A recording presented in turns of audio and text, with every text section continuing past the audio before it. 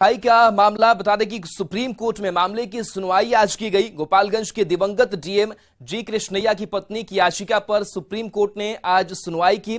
Supreme court ने बिहार सरकार से ओरिजिनल डॉक्यूमेंट्स मांगे हैं। सुप्रीम कोर्ट ने सरकार को जवाब दाखिल के लिए समय भी दिया है। अब 8 अगस्त को मामले की अगली सुनवाई की जानी है। सुप्रीम कोर्ट ने इस मसले पर कोर्ट में राजनीति ना करने की सलाह भी दी। सुप्रीम कोर्ट ने कहा कि इस मामले में सिर्फ कानूनी पहलू पर ही बात करें।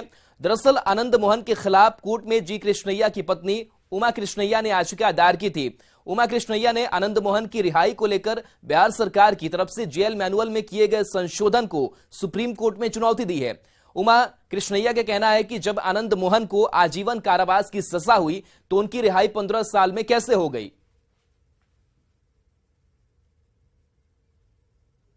में एकरूपता होनी चाहिए।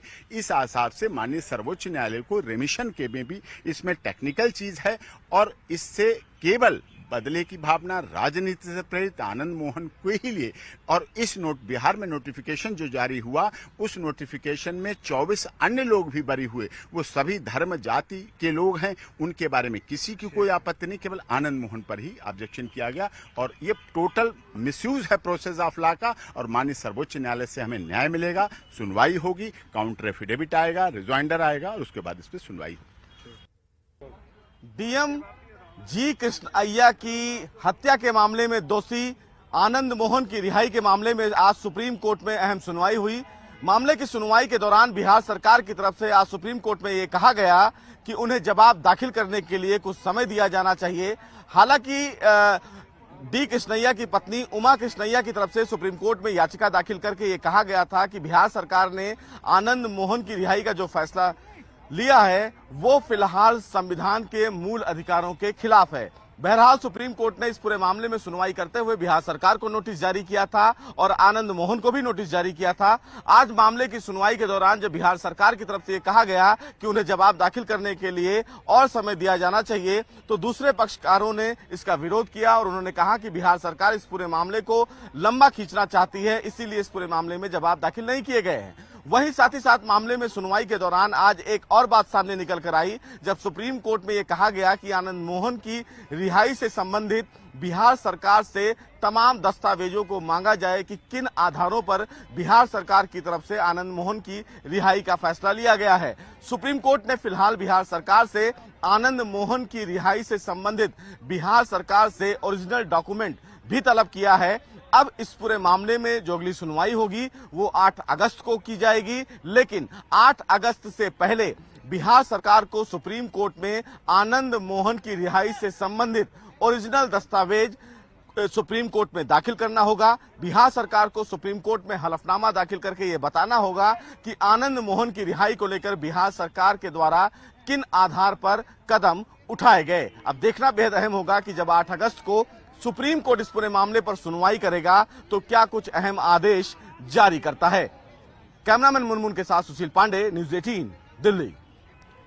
पटना की ट्रैफिक पुलिस ने पंडित धीरेन्द्र शास्त्री पर 1000 रुपए का जुर्माना लगाया है। बागेश्वर बाबा के अलावा सांसद मनोज तिवारी पर भी जुर्माना लगाया गया है। 4 पहिया वाहन की सवारी करने के दौरान इन लोगों ने सीट बेल्ट नहीं पहनी थी। ट्रैफिक एसपी ने ट्रैफिक डीएसपी को जांच का आदेश दिया था। जांच के बाद आरोप सही पाया गया। ट्रैफिक नियम के अनुसार 1000 का जुर्माना लगाया गया है। बता दें कि 13 मई को जब बाबा बागेश्वर पटना आए थे तो सांसद मनोज तिवारी गाड़ी चलाकर बाबा को होटल पनाश ले गए थे। इस दौरान किसी ने सीट बेल्ट नहीं बांधी थी।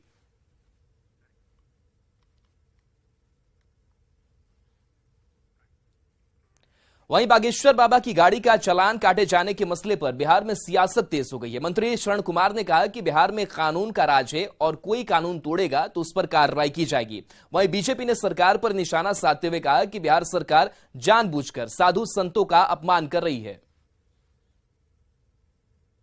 देखिए, बिहार में कानून का राज है। चाहे मिनिस्टर हो, चाहे बाबा हो, चाहे आम जनता हो, चाहे अधिकारी हो, चाहे कोई कर्मचारी हो, अगर सीट बेल्ट का इस्तेमाल नहीं करते हैं तो उसके लिए कानून में जो प्रावधान है उसके हिसाब से सरकार कार्रवाई करती है। अब बाबा ने लगाया कि नहीं लगाया, लेकिन नहीं लगाए होंगे तभी इस तरह के कानून का बिहार में पालन हो रहा है। और जो लोग कानून के पालन नहीं करते हैं उन पर तो कार्रवाई होनी ही चाहिए। अब खुद सोचिए कि बड़े बड़े नेता, बिहार के मंत्री, अगर आप वीडियो कैमरा लगाइए तो कितने लोग सीट बेल्ट लगाते हैं, ये सरकार को नजर नहीं आता है।